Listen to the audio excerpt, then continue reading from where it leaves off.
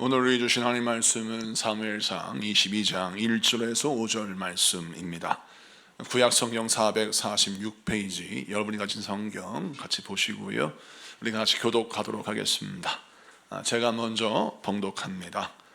그러므로 다윗이 그곳을 떠나 아둘람 굴로 도망하매 그의 형제와 아버지의 온 집이 듣고 그리로 내려가서 그에게 이르렀고 환난 당한 모든 자와 빚진 모든 자와 마음이 원통한 자가 다 그에게로 모였고 그는 그들의 우두머리가 되었는데 그와 함께한 자가 400명 가량이었더라. 다윗이 거기서 모압 미스베로 가서 모압 왕에게 이르되 하나님이 나를 위하여 어떻게 하시는지를 내가 알기까지 나의 부모가 나와서 당신들과 함께 있게 하기를 청하나이다 하고 부모를 인도하여 모압 왕 앞에 나아갔더니 그들은 다윗이 요새에 있을 동안에 모압 왕과 함께 있었더라. 다 같이 선지자 갓이 다윗에게 이르되 너는 이 요새에 있지 말고 떠나 유다 땅으로 들어가라. 다윗이 떠나 헤렛 수풀에 이르니라. 아멘. 할렐루야. 네, 오늘은 사무엘상 22장 1절에서 5절까지 말씀을 통해서 다윗 연대기 5번째 시간 요새에 있지 말고 다시 유다로 가라 라는 제목으로 말씀을 준비할 때 만원에 맞는 시간 되기를 축복합니다. 우리 옆 사람과 인사하겠습니다. 당신은 참 소중한 사람입니다. 할렐루야. 여러분 한 분 한 분은 하나님께서 기뻐하시고 참으로 소중히 여기시는 분들입니다. 오늘 이 말씀이 여러분에게 위로가 되고 힘이 되고 또 여러분의 표대가 되는 말씀이 되기를 축복합니다. 오늘 본문 말씀의 배경을 좀 설명할게요. 다윗이 사울 왕에게 역조로 몰려서 블레셋으로 망명을 했습니다. 가드 땅에 숨어 들어갔는데 워낙에 다윗이 유명한 사람인지라 가드 사람들이 다윗을 알아봤어요. 저 사람은 우리 가드 땅의 영웅인 골리앗을 죽인 그 다윗 아니냐. 다윗이 신문이 들통나자 목숨을 부지하기 위해서 수염에 침을 흘리며 미친 척을 했습니다. 그래서 가까스로 죽임당할 위협에서 벗어났어요. 그러나 더 이상 가드 땅에 숨어 있을 수가 없습니다. 왜냐하면 골리앗을 죽인 민족의 원수가 우리 땅에 머문다라고 하는 소문이 더 퍼지면 퍼질수록 다윗은 암살당할 위험이 있기 때문이죠. 그래서 부득불 다시 블레셋 땅에서 머물지 못하고 아둘람굴로 갑니다. 이 아둘람굴이 어디냐? 예루살렘 남서쪽 28km 떨어진 곳입니다. 여러분 28km는 먼 거리가 아니에요. 가까운 거리입니다. 우리가 차로 한 20분이면 가는 거리예요. 그런 거리에 다윗이 숨어들었습니다. 우리가 생각할 때 아둘람굴 하나만 있는 것 같은데 이것은 엘라 골짜기에 소속되어 있는 굴인데 엘라 골짜기는 여러 개의 굴이 있습니다. 그래서 다윗이 이 엘라 골짜기에 있는 그 수많은 굴들의 하나에 숨어들어서 사울왕의 추격을 피했습니다. 그러나 사울왕이 마음만 먹으면 얼마든지 군대를 이끌고 그를 쫓아올 수 있는 근거리에 그가 숨어 있는 것이죠. 자, 다윗이 왜 이곳에 갔으니까 갈 곳이 없어요. 그를 오르는 곳이 없고 그가 머물 곳이 없고 몸을 피할 곳이 없으니 어쩔 수 없이 블레셋과 유다의 맞닿은 곳 국경지대에 지금 행정구역상은 유다의 땅이지만 블레셋이 수시로 쳐들어오는 그 유다 땅 이 엘라 골짜기 아둘람 굴에 숨어 들어갔던 것이죠. 그런데 오늘 성경 보니까 다윗에게 찾아온 두 부류의 사람이 있어요. 첫째는 다윗의 가족들입니다. 여러분 우리가 성경을 보았을 때 다윗의 가족들은 다윗을 사랑하는 사람이었습니까? 아니면 무시하는 사람이었습니까? 무시하는 사람이었습니다. 사무엘이 왕을 세우려고 했을 때 아버지조차 막내 아들 다윗은 왕감이 아니라고 생각했습니다. 그의 형제들은 어떻습니까? 그 형제들은 다윗을 어떻게 이해했냐면 굉장히 건방지고 또 나설 때 못 나설 때 구분 못하는 그런 어리석은 사람이라고 생각했어요. 그래서 다윗의 형제들은 항상 다윗을 업신여기고 다윗을 따돌리는 그런 형제들이었습니다. 그런데 그들이 다윗이 역적으로 물리자 큰 공경에 빠졌습니다. 이제 다윗 때문에 유대 땅에 살 수가 없는 거예요. 자, 그러면 이들이 어디로 피신하는 게 나을까요? 사실은 다윗과 상관없는 곳으로 이민을 가든지 망명하는 것이 옳으나 오늘 말씀 보면 다윗에게 이들이 찾아왔습니다. 형제들이 다윗에게 힘을 더하기 위해 찾아온 것이 아니에요. 다윗에게 도움을 구하기 위해 찾아왔습니다. 두 번째, 지금 2절의 말씀 보면 아둘람 굴에 400명의 군사가 찾아오죠. 근데 그들의 면모를 보십시다. 2절 말씀 보니까 환난 당한 자예요. 빚진 자입니다. 원통한 일을 겪은 자예요. 이 세 가지 부류를 잘 살펴보세요. 자, 환난 당한 자, 이건 무슨 뜻이냐면 사울 왕이 이 당시에 블레셋과 잦은 전투를 벌이며 영토 분쟁을 했습니다.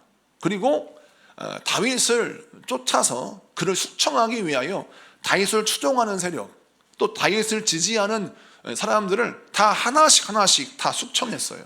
그러다 보니까 국내 정세가 불안정했습니다. 사회가 불안정했어요. 경제의 근간이 무너집니다. 그러다 보니까 자연스럽게 나라는 어떤 사람이 양산되느냐, 억울한 일을 당하는 사람, 환난 당한 사람들이 양산됩니다. 그러면 국가가 나서서 법을 공평하게 집행하고 행정을 공평하게 집행해서 억울한 일을 당한 사람들이 그 억울함을 풀고 문제를 만난 사람이 그 문제를 해결할 수 있는 길을 열어줘야 되는데 사람은 여기에 관심이 없어요. 뭐에 관심이 있습니까? 자기의 권력을 견고히 하는 데만 관심이 있는 거예요. 그러다 보니까 정적을 제거하는 정쟁 또는 영토 분쟁을 자주 벌임으로 말미암아 국가의 근간이 흔들어져 경제가 무너졌습니다. 여러분, 우리가 IMF를 만났지 않습니까? IMF를 만났을 때 많은 사람이 빚을 졌습니다.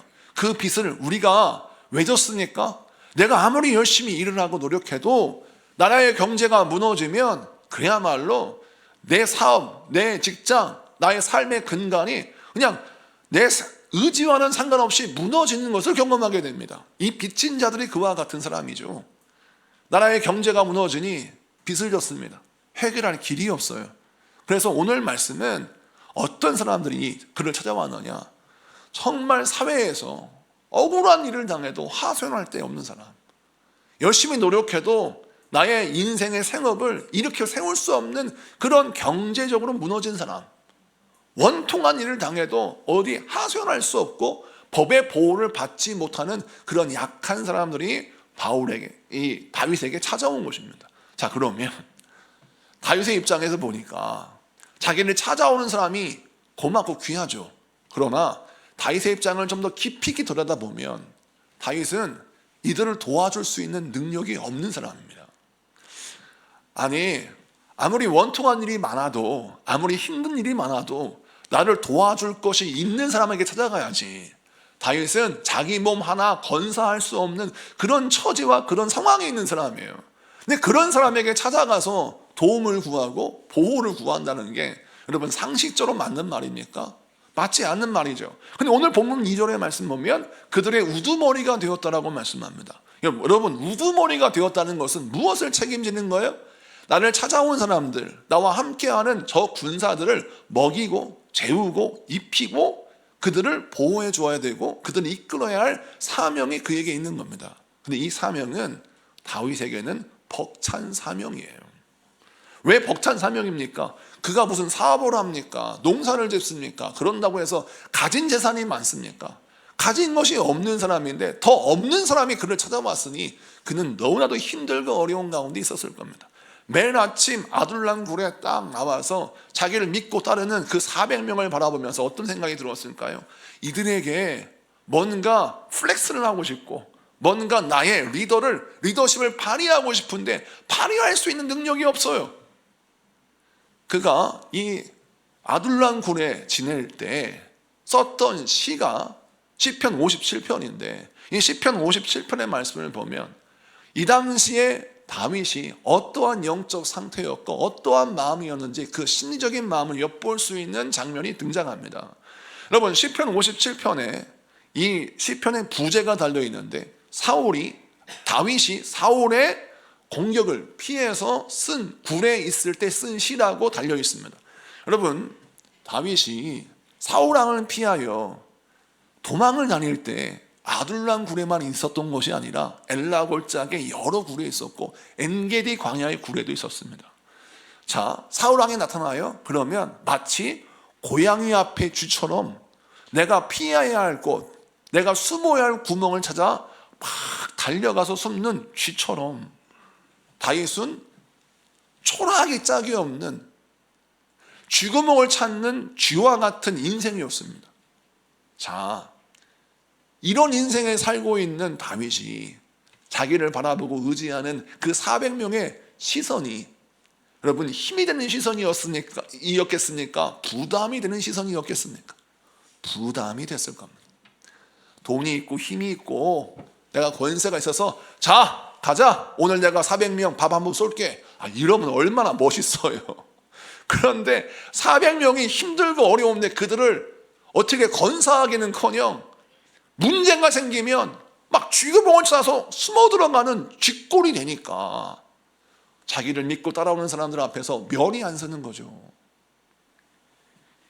저희 사택에 책장을 제가 정리하면서 책이 하도 많으니까 책장을 정리하면서 버려야 할 것은 버리고 또 읽어야 할 책들은 구분하면서 책장을 정리하다가 제가 12년 전에 2013년 개척할 당시 그 당시에 썼던 일기책을 발견했어요. 그래서 누가 보기 전에 제가 먼저 보고 펼쳤는데 그 펼친 일기의 한 대목을 제가 한번 읽어드릴게요. 아침이 밝아도 사실 어디로 가야 할지 몰라 머뭇거린다. 오라는 데도 없고 마음 편하게 만날 수 있는 사람도 없다. 손에 쥔 것도 많지 않고 마음엔 묵직한 불안만 가득하다. 무엇을 시작해야 하는데 도대체 무엇을 어디서부터 어떻게 해야 할지 알 수 없다. 그러나 하나님이 가라 하시니 하루하루 믿음으로 견디며 오늘도 안개 자욱한 길을 주님 손에 이끌려 나선다. 제가 이 일기를 썼어요. 얼마나 퍽퍽했으면 이렇게 썼을까요? 갈 곳이 없어요. 마음 편하게 만날 사람이 없다라는 것. 개척을 처음 해서 23평 작은 예배당에서 성도는 몇 안 되는데 사택은 경매에 넘어가고 이거를 의논할 사람이 없고 이것을 오롯이 내가 감당해야 되는 거예요. 그러니 이제는 잘못하면 길바닥에 나앉아야 되고 나가 전도하자니 전도를 할 수 있는 사람도 없고 오라는 데도 없고 마음 편하게 만날 사람도 없는 거예요. 자, 그 당시에 저의 마음이 담겨 있어요. 야, 도대체 뭘 해야 되지? 어디에서부터 무엇을 시작해야 되지? 막막한 겁니다. 그런데 가족을 바라보니 나를 믿고 따르는 자녀가 보이고 나를 의지하고 바라보는 성도들이 보이는데 인원은 몇 명 안 되지만 그들이 나를 바라볼 때 우리 목사님이 우리 교회를 잘 이끌어 가실 거야 라고 하는 기대찬 모습을 봤을 때 제 마음이 참 무거운 거예요. 오늘날 현대를 살아가는 가장들의 마음이 이렇지 않을까요? 아침에 집을 나서야 되기 때문에 나섰어요. 근데 어디로 가야 될지 모르겠는 거예요. 그런데 나를 믿고 따라오는, 나를 믿고 나를 위해서 기도해주는 가족들을 생각하면 가슴이 먹먹해. 그런데 내가 할 수 있는 게 없어요. 우리 20대는 어떨까요? 우리 30대 젊은이들은 어떨까요? 취업을 하기 위해서 이력서를 들고 여기저기 이메일을 보내서 이력서를 제출해요. 그런데 나를 오라는 곳은 없습니다. 부모님에게 자랑스러운 아들, 자랑스러운 딸이 되고 싶어요. 그러나 세상이 나는 그렇게 자랑스럽게 만들지를 않아요. 나도 나머지 자식처럼 어머니, 제가 이제 성공했으니 어머니, 아버지 효도할게요. 이런 소리 하고 싶은데 항상 어머니에게 문자 보내서 20만 원만 어떻게 안 될까요? 엄마 10만 원만 어떻게 빌려주면 안 돼요? 라고 말을 할 수밖에 없는 나의 처지가 너무 힘든 겁니다. INF 때에는 정말 집안의 가장들, 중년의 남성들이 고개를 숙이고 힘들었다면 오늘 21세기에는 젊은이들이 고개를 숙이며 자랑스럽지 못한 나의 모습인 양, 나의 현실을 바라보며 애통해하는 청년들의 모습이 우리 오늘날의 모습입니다. 자, 다윗이 그러했어요. 그의 심경이 57편, 시편 57편 1절에 이렇게 나와 있습니다. 성경을 한번 보겠습니다. 1절 다 같이 봅니다. 시작. 하나님이여 내게 은혜를 베푸소서. 내게 은혜를 베푸소서. 내 영혼이 주께로 피하되 주의 날개 그늘 아래에서 이 재앙들이 지나가기까지 피하리. 하나님이여 내게 은혜를 베푸소서, 내게 은혜를 베푸소서라고 하는 이 말이 히브리어로 한네니 엘로힘 한네니라고 하는 이 세 단어로 쓰여져 있어요. 한네니라고 하는 말이 무슨 뜻이냐면 불쌍히 여겨 주소서라는 뜻입니다. 은혜를 베푸소서라고 하는 말의 뉘앙스가 우리가 일반적으로 이해할 때는 그냥 편안한 상태에서 하나님 은혜 주세요, 은혜를 구합니다, 이런 뜻이 아니라 정말 처절하고 절망스럽고 무력한 상태에서 정말 간절하게 하나님 나를 불쌍히 여겨주십시오 라고 하는 그런 간구예요. 근데 한네니 엘로힘 한네니, 한네니란 말이 양쪽에 쓰여 있고 엘로힘이란 단어가 가운데 있는데 이 엘로힘이란 단어는 전능하신 하나님이에요. 자, 이 전능하신 하나님의 단어를 우리가 주목할 필요가 있어요. 지금 나의 현실은 비참합니다. 나의 현실은 완전 밑바닥, 땅바닥, 제한을 뚫고 나가고 있어요. 그런데 이 비참한 현실 속에서 하나님만, 나의 하나님만큼은 전능한 하나님이시다라고 고백하고 있습니다. 여기에서 다윗의 믿음이 엿보입니다. 보통 사람 같으면 내 처지가 이렇게 비참하고 초라하고 이렇게 보잘것없으면 나를 도와주신 하나님은 별 볼 일은 없는 하나님이라고 인식합니다. 근데 다윗은 어떤 믿음의 사람이었냐면 내가 아무리 힘들고 어려운 상황과 처지와 환경 속에 서 있다 할지라도 나의 하나님은 전능하신 하나님이라고 고백하고 있습니다. 그래서 시편 57편 1절에 힌네니 엘로힘 힌네니라고 하는 말은 우리에게 정말 중요한 말인데 그것이 바로 무엇이냐? 아무리 상황이 힘들고 어려워도 이 상황을 통하여 하나님을 보지 말고 하나님의 말씀이 증거하는 하나님의 본질을 보라는 거예요. 내 생각과 감정과 상황과 처지와 상황으로 하나님을 바라보면 하나님은 부족한 하나님이에요. 근데 성경은 우리에게 뭘 증거하냐면 하나님은 부족한 하나님이 아니라 엘로힘, 전능하신 하나님이라는 거예요. 그래서 다윗이 2절에 이렇게 고백합니다. 2절 같이 봉독합니다. 시편 57편 2절 다 같이 봉독합니다. 시작. 내가 지존하신 하나님께 부르짖으며 곧 나를 위하여 모든 것을 이루시는 하나님께로다. 아멘. 다윗이 처지는 정말 비참합니다. 그래서 나의 처지가 정말 재앙을 만난 사람과 같아서 하나님 내 재앙을 좀 하나님 비켜주십시오라고 고백하는데 그래도 그는 하나님은 여전히 뭐라 불러요? 하나님은 나에게 필요한 모든 것, 내가 구하는 모든 것을 주시는 하나님입니다. 여러분, 이 믿음을 보십시오. 우리 하나님 우리에게 무엇을 설명합니까? 우리가 가진 사명, 아빠 노릇, 엄마 노릇, 또 자식 노릇, 이 땅에서 한 가정, 아니 나의 인생 하나를 건사하기도 힘들고 어려운 형편과 처지와 상황이지만 그런 상황 속에서도 우리의 믿음만큼은 말씀이 증언하는 하나님, 그 전능하신 하나님을 바라보면서 내게 주신 사명, 내게 주신 비전에 걸맞는 능력을 구하는 믿음이 우리에게 필요하다는 사실이에요. 많은 사람들이 내가 부족하면 하나님도 부족하고 내 처지가 초라하면 하나님도 초라하다고 생각해요. 이유는 뭐냐면 나의 상황을 통해서 하나님을 바라보기 때문입니다. 여러분, 이런 상황 속에서 우리가 항상 무엇을 깨달아야 합니까? 나의 상황을 통해서 하나님을 보지 말고 나에게 선포되어지고 들려지는 하나님의 말씀을 통해서 하나님을 믿고 바라볼 때 우리는 승리할 수 있는 거예요. 다윗은 그 광야에서 자기 인생이 정말 물에 빠진 쐐기처럼 고양이를 피해 쥐구멍을 찾아 들어간 초라하게 짝이 오는 생쥐와 같은 인생처럼 느껴진다 할지라도 그는 백성들 앞에서 자기를 믿고 따르는 그 부하들 앞에서 무엇을 보여줘요? 나의 신세를 한탄하는 못난 리더의 모습을 보이는 것이 아니라, 나는 비록 부족하지만 나를 도우신 하나님은 능력이 하나님이고, 나의 기도를 들으신 하나님은 모든 것을 응답하시고 구하는 것을 주시는 하나님이다 라고 하는 것을 보여주고 있어요. 자, 그래서 아둘람굴에 모였던 400명은 다윗과 목숨을 같이 합니다. 사랑하는 성도 여러분, 오늘 이 말씀을 여러분 마음에 새기십시오. 우리는 나의 상황과 처지에 따라 꿈을 찾고 사명을 붙듭니다. 그런데 우리 하나님 우리에게 무엇을 설명하시냐면, 너의 능력에 걸맞는 사명을 찾지 말고 너에게 부여하신 하나님의 부르심에 합당한 능력을 구하라고 말씀합니다.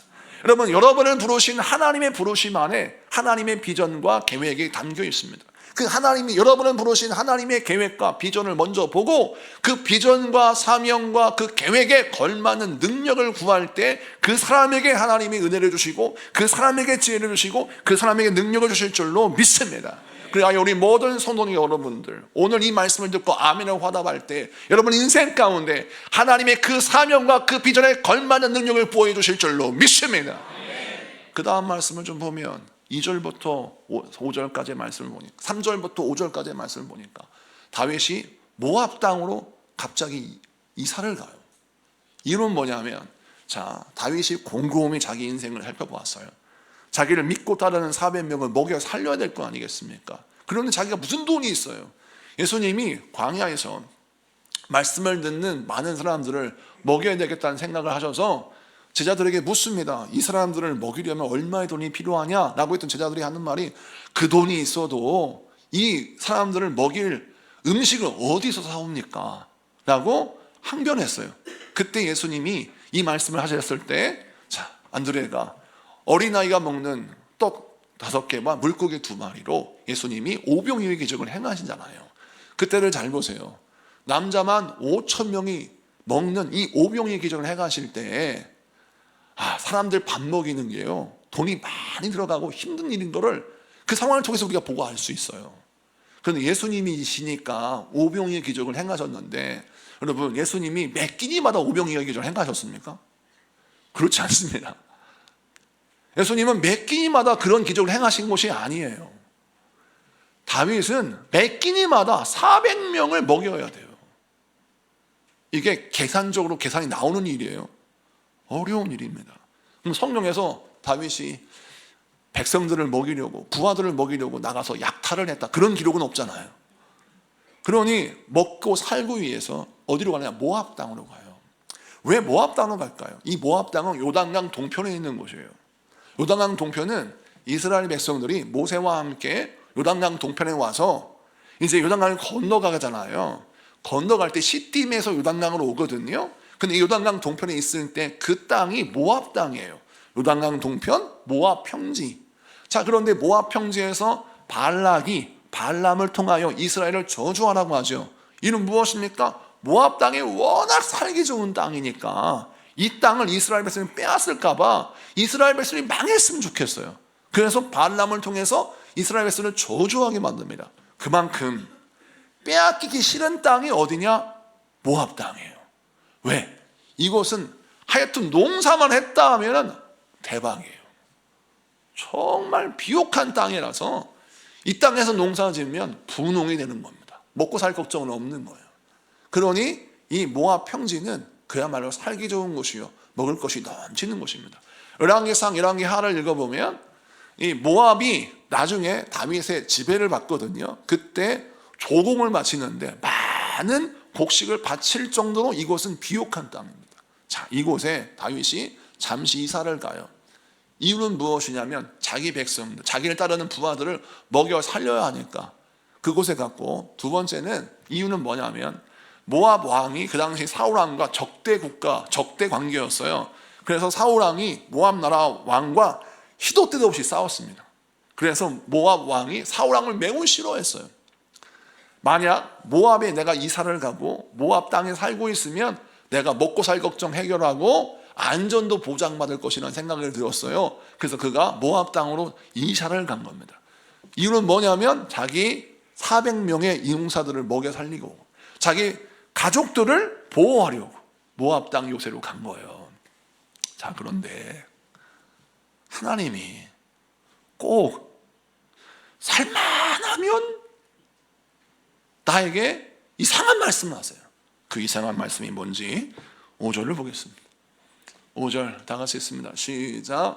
선진자 갓이 다윗에게 이르되 너는 이 요새에 있지 말고 떠나 유다 땅으로 들어가라. 다윗이 떠나 헤렛 수풀에 이르니라. 아멘. 이제 살만해요. 이제 먹고 살 걱정 없어요. 이제 잠을 잘 때 불안해서 화들짝 놀라서 깰 필요 없습니다. 왜? 모압 평지 비옥한 땅에 머물면서 먹는 거 풍족하고요. 또 요새 안에 거주하니까 밤에 자면서 두려움에 떨 필요가 없습니다. 그런데 하나님이 선지자 갓을 보내셔서 꼭 집어서 요새에 있지 말고 요새에서 나가서 유다 땅으로 가라. 이건 뭘 뜻하냐면 너 여기서 편안하게 살지 말고 다시 너의 인생의 광야로 나가서 고생을 각오해라, 이런 뜻이에요. 참 야속하지 않습니까? 그런데 이 야속한 말씀을 다윗은 순종합니다. 성경을 보면 다윗만 순종한 것이 아니에요. 그의 부하 400명도 다윗을 쫓아갑니다. 이게 이해가 안 가는 거예요. 아니, 왜 편안한 삶을 내버려 두고 요새를 떠나 다시 광야로 돌아가나? 다시 유대 땅으로 왜 돌아가나? 다윗은 이 이해할 수 없는 말씀에 믿음으로 순종하여 헤레스풀에 거하였을 때에 그를 위하여 예비된 놀라운 복이 있었을까요? 성경을 보면 정말 죽을 고생합니다. 우리가 하나님 말씀에 순종하면 뭘 기대해요? 하나님 말씀에 순종했으니까 뭔가 나에게 역사가 일어나겠지.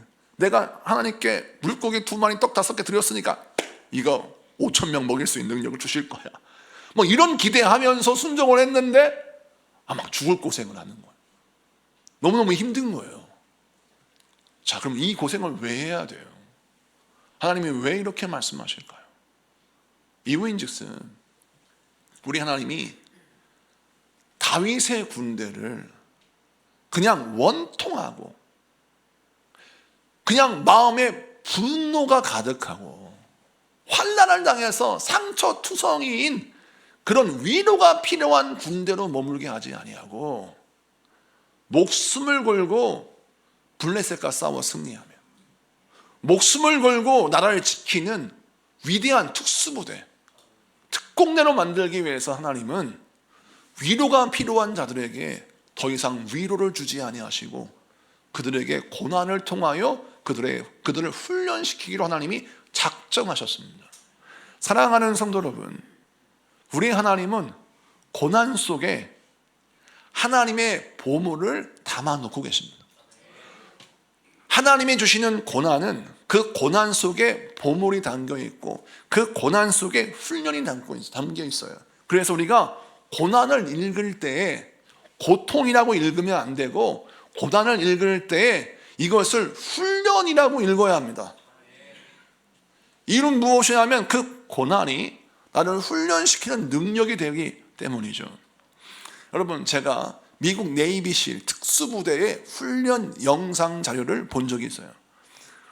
미국 특수부대 온 세계를 다니며 특별한 어떤 군사작전을 벌이는 이 특수부대 특공대들의 훈련 장면을 보니까 보기만 해도 무서워요. 얼마나 두렵고 떨리는지.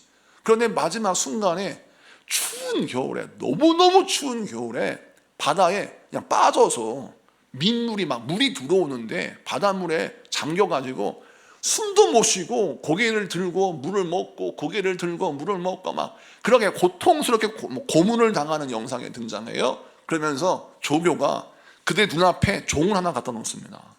너희들 지금 힘들고 어렵지? 일어나서 이 종을 쳐. 그러면 당장 넌 집에 가서 따뜻한 잠자리에 맛있는 음식 먹고 편하게 살 수 있어. 그냥 고생하지 말고 일어나. 종을 쳐. 왜 주저하고 있어? 누워있지 마. 왜 고생해? 일어나. 종을 쳐. 너희 집에 갈 수 있어. 라고 막 그들을 종용합니다. 그때 그 중에서 어떤 사람은 죽어도 안 나간다, 내가 이 훈련을 마치겠다라고 막 이를 악물고 버틴 사람이 있는가 하면 그 마지막 순간에 그 추위를 못 견디고 그 고통을 못 견디고 일어나서 그 종을 치고 집에 가는 사람이 있어요. 그런데 마지막에 보니까 그 모든 훈련을 다 마치고 네이비실 특공대가 된 사람들을 보니까요, 여러분, 군복도 달라요. 그들이 착용하는 무기가 달라. 그들이 특수작전에 투입되어서 예를 들어서 레이저로 공습을 해야 할 장소를 지정하잖아요. 그럼 레이저를 딱 키더라고요. 그래가지고 무전을 때립니다. 여기에 공습을 하십시오 라고 하면 갑자기 전투기에 나와가지고 거기를 정확하게 공습해요. 제가 이 영상을 보면서 이런 생각합니다. 아하, 훈련을 마친 자에게 주어지는 무기가 다르구나. 저는 방해를 나왔습니다. 저는 방해를 나와서 훈련을 4주 받았어요. 4주 받을 때에도 눈이 너무 와가지고 한 2주는 눈만 치웠어요. 그래도 사격은 했네요. 화생방도 했습니다. 나중에 방위병으로 근무할 때 저는 행정병이었기 때문에 사실은 큰 기대 안 했지만 훈련을 받으러 갔어요. 빈 총을 줍니다. 빈 총. 그것도 어떤 때는요, 모형총이라고 플라스틱으로 만든 총을 줘요. 너에게 위험한 물건을 맡길 수 없다는 거죠. 그리고 또 하나를 들려줬습니다. 그 당시에는 예비군 통지서, 예비군 훈련 받아야 되니까 예비군 훈련 받으십시오라고 그 훈련 통지서를 돌리는 일을 제가 했어요. 저의 인생과 그 특공대의 인생을 비교해 보니까 훈련이 쉬우면 모형총을 줍니다. 훈련을 쉽게 통과한 사람은, 여러분, 그 사람이 무전을 때린다고 비행기가 뜨지 않아요. 그 사람이 레이저를 가르쳐서 여기에 공수해 주세요 라면 미쳤어? 이러는 겁니다. 그런데 특수부대 훈련을 다 마친 사람은요, 드는 분위기가 달라요. 그에게 부여된 권위가 달라. 무전을 때리면 전투기가 움직여요. 레이저로 어떤 지점을 딱 지적하고 여기에 공습을 때려주세요라고 하면 비행기가 뜨고 대포가 쏘아집니다. 드는 무기의 종류가 달라.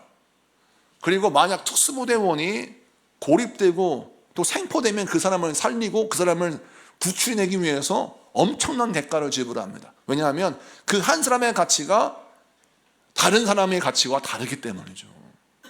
사랑하는 성도 여러분, 우리 하나님이 여러분을 왜 고난 가운데로 내보내 주실까? 이유는 방위병으로 만들려고 하는 게 아니라 특수한 작전을 감당하는 그런 그리스도의 군사가 되게 하기 위해서 여러분을 고난의 자리로 부르시는 겁니다. 다윗은 이것을 읽었어요. 아, 하나님이 나를 훈련시키시는구나. 나를 연단시키시는구나. 그래서 그가 이 부르심에 순종하여 광야로 다시 나가서 고난 가운데 그가 많은 믿음의 연단을 받으니 그의 군대 400명은 나중에 600명이 되고 그 600명은 다윗이 나중에 왕이 되었을 때 블레셋과 싸워서 혁혁한 공을 세우는 특공대가 되고 특수부대가 됩니다. 사랑하는 성도 여러분, 고난은 하나님의 선물이 숨겨져 있는 놀라운 광석이에요. 여러분, 고난을 믿음으로 깨트렸을 때 고난 속에 담겨있는 보물을 발견할 수 있는 것처럼 우리 모두가 고난을 피하는 자가 아니라 고난을 끌어안고 이 고난을 통해서 하나님이 이루실 일들을 바라보아야 할 줄로 믿습니다. 바이올린을 켜는 사람들이 꿈꾸는 꿈의 바이올린이 있습니다. 그 바이올린이 스트라디바리우스라고 하는 바이올린이에요. 스트라디바리우스라고 하는 바이올린은 전 세계에 몇 개 되지 않는데 가장 비싼 바이올린이 980억. 그럼 상상해 가십니까? 바이올린 하나에 980억. 또 어떤 사람은 170억짜리 바이올린도 갖고 있어요. 그럼 스트라디바리우스라는 바이올린 도대체 어떤 바이올린이기에 170억 또는 980억의 돈을 내고 그 악기를 소유할까요? 개인이 소장할 수 없어서 어떤 재단이나 회사가 그걸 소유하고 유명한 바이올린 명장에게 잠깐 렌트해줘서 연주하게 할 때가 있다고 합니다. 그만큼 이 스트라디바리우스라고 하는 바이올린은 엄청난 가격의 가치가 있는 보물이에요. 근데 이 스트라디바리우스의 악기는 원래 안토니오 스트라디바리우스라는 사람이 17세기에서 18세기 사이에 바이올린을 만든 그 바이올린을 일컫는 말이에요. 근데 이 안토니오 바리우스, 이 스트라디바리우스가 이 바이올린을 만들 때 반드시 사용하는 그 나무가 있는데 그 나무가 가문비 나무예요. 이 스트라디바리우스 바이올린이 왜 좋은지 명장이 설명하는데 우리는 잘 모르겠는데 바이올린을 켜면서 설명해줘요. 스트라디바리우스의 장점 3가지가 있는데 첫째는 공명이라고 합니다. 공명. 균일한 소리를 이루어낸다는 거예요. 두 번째, 탄력성. 현을 튕겨내고 이 악기를 연주할 때 그 모든 음악에 맞춰서 나무가 움직이는 것처럼 느껴진다는 거예요. 세 번째는 견고함. 이 스트라디바리우스 이 가뭄이 나무가 견고해서 잘 부서지지 않는다는 거죠. 그런데 이 엄청난 악기를 만드는 나무는 꼭 이 안토니오 스트라디바리우스가 가뭄비 나무를 통해서 만들었다는 거죠. 이 가뭄비 나무가 어디서 나오는 나무냐면 알프스 산맥, 추운 지방에서 자라나는 나무입니다. 이 추운 지방에 자라나는 이 가뭄비 나무는 매우 춥기 때문에 성장이 더뎌요. 너무너무 추워서 한 살 한 살 먹을 때마다 뭐가 생겨요? 나이테가 생깁니다. 그런데 더운 지방의 나무는 나이테가 두께가 여러분 간격이 넓어요. 근데 추운 지역에서 자라난 나무는 너무 춥기 때문에 성장이 늦어서 나이테와 나이테 사이가 매우 촘촘해. 그러니까 성장은 더디지만 어떤 장점이 있느냐? 나이테가 서로 촘촘히 겹쳐 있음으로 말미암아 매우 단단하고 균일합니다. 그래서 이 가뭄비 나무를 잘라서 이 바이올린을 만들면 어떤 장점이 있느냐? 추운 겨울을 수십 년 동안 견뎌낸 나무이기 때문에 연주자가 현을 켜는 연주를 했을 때 그 소리의 공명이 그 악기 안에서 균일하게 움직이는 거예요. 똑같은 음을 계속해서 내는 겁니다. 사랑하는 성도 여러분, 우리의 인생을 가뭄비 나무가 자라나는 환경처럼 혹독한 환경을 우리 하나님이 만드셨습니다. 다윗에게 요새에 있지 말고 다시 유다 땅으로 가라 라고 하는 명령은 그의 인생을 알프스 산맥에 심어놓고 다시 가뭄비 나무처럼 혹독한 환경 속에서 나이테를 하나씩 만들어내라고 요구하시는 명령이기도 해요. 자, 그때는 힘들고 어려워요. 그러나 하나님의 말씀에 순종하여 고난과 혹독한 환난의 현장에서 고난을 고통이라 읽지 아니하고 훈련이라고 읽으며 그 말씀을 붙들고 나를 통하여 이루시는 하나님의 놀라운 권능을 바라보며 그 훈련을 견뎌내면 하나님께서 여러분의 인생을 딱 들어서 연주를 하십니다. 여러분의 인생을 들어서 연주를 하실 때 하나님이 내고자 하는 소리가 정확하게 여러분 인생을 통해서 구현되는 거예요. 하나님이 A장조를 내시기를 원하는데 여러분의 인생을 통해서 A장조를 쫙 연주해 두니까 정확하게 오차도 없이 정확한 A장조의 음이 연주되는 거예요. 뿐만 아니라 그 음이 영적 공명을 일으켜서 많은 사람들의 마음을 감동시키는 음악이 되더라는 거예요. 우리 하나님이 여러분 인생을 연주하기 원하십니다. 우리 하나님이 여러분의 인생을 통하여 영적 공명을 일으키기 원하세요. 그러기 위해서 우리 하나님이 첫 번째 하신 행위 무엇이냐면 요새에 있지 말고 유다 땅으로 가라. 요새에 있지 말고 광야로 가라. 이는 무엇입니까? 고난이 너의 영혼의 영적 공명을 풍성하게 할 것이다. 고난이 너의 인생을 풍요롭게 할 것이다. 고난이 네가 들고 싸울 수 있는 무기의 종류를 바꿔줄 것이다. 사랑하는 성도 여러분, 훈련받지 않은 군인에게는 빈 총을 주지만 훈련받은 군인에게는 값비싼 무기를 주어서 그를 통하여 작전을 이루고 그를 통하여 승리를 이끌어냅니다. 우리 하나님은 여러분에게 빈 총을 주지 않습니다. 우리 하나님이 여러분에게 초라한 무기를 주지 않아요. 이는 무엇입니까? 여러분을 향한 계획이 풍성하기 때문입니다. 오늘 이 말씀 붙들고 요새에 머물지 말고 여러분 광야로 나가는 걸 두려워하지 마시는 여러분 되시기를 축복합니다. 기도합시다.